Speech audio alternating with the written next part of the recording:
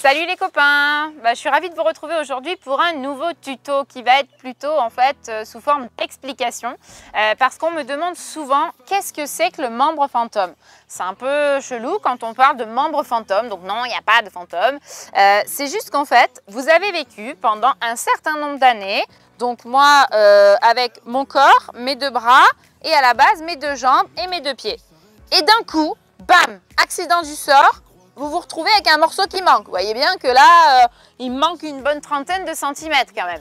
Donc en fait, il va falloir que vous réussissiez à expliquer à votre corps, et notamment à votre cerveau, qu'il manque un bout. Ce bout-là, avec le pied, les orteils et tout ça. Le problème, c'est que le corps, il a des sensations partout. Quand vous vous faites mal, quand vous avez des fourmis dans les doigts, dans les orteils. Et bien en fait, quand on se retrouve amputé, il y a un phénomène bizarre qu'on appelle le membre fantôme. C'est-à-dire qu'on va continuer à ressentir ce pied qui n'est plus là. Donc c'est un peu compliqué parce que vous, on vous dit alors il va falloir faire le deuil de votre pied, il va falloir l'oublier, il va falloir... Comment veux-tu oublier un pied que tu ressens toujours et qui te démange la nuit en permanence? Le problème, c'est qu'il n'y a rien à gratter. Ça démange et tu ne peux pas gratter parce que le pied, il n'est plus là. Mais il te gratte, il te brûle, il te picote, tu as des fourmis. C'est ça le membre fantôme, c'est horrible. Et ça, c'est vraiment après l'accident. Tout simplement parce qu'en fait, quand on a amputé, frac, on a coupé. Donc les nerfs, en fait, ils ne trouvent plus de terminaison nerveuse. Donc quand on est énervé, quand les messages nerveux passent dans le corps, autant quand je vais être contrariée, ma jambe gauche, je vais peut-être avoir le pied qui va un peu trembloter, ou vous savez, on va faire comme ça, on va avoir des gestes un peu, voilà, un peu toniques, un peu d'énervement.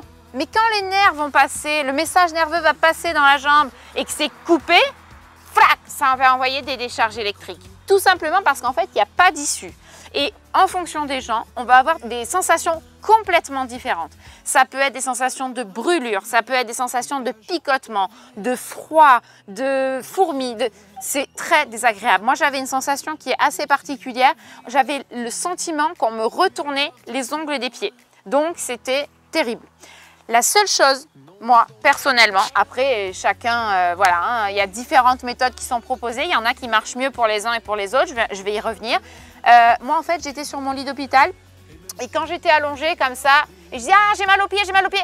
Mais j'ai pas de pied, j'ai pas de pied. Faut que je le regarde que j'ai pas de pied. Et bien là, j'ai enlevé le drap et le simple fait que mon cerveau, mes yeux voient qu'il n'y avait pas de pied, la douleur s'arrêtait.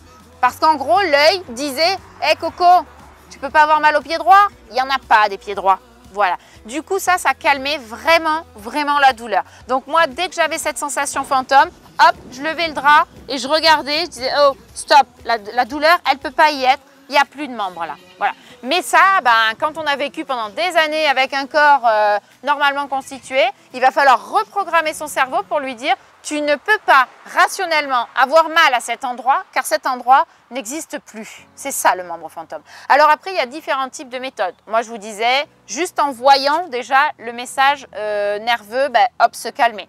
Ensuite, il y a des médicaments qui calment en fait le message douloureux qui va passer. Le problème, c'est que moi, il y a eu pas mal d'effets néfastes, c'est-à-dire que ça m'a calmé aussi intellectuellement, même si ça ne se voit pas toujours, ou peut-être. Et en fait, j'ai eu beaucoup de problèmes de mémoire. À l'époque, c'était du Neurontin. En ce moment, je crois que c'est du Lyrica qu'on donne beaucoup pour calmer ces influx nerveux. Voilà, donc ça marche bien, mais franchement, moins vous en prenez, mieux c'est.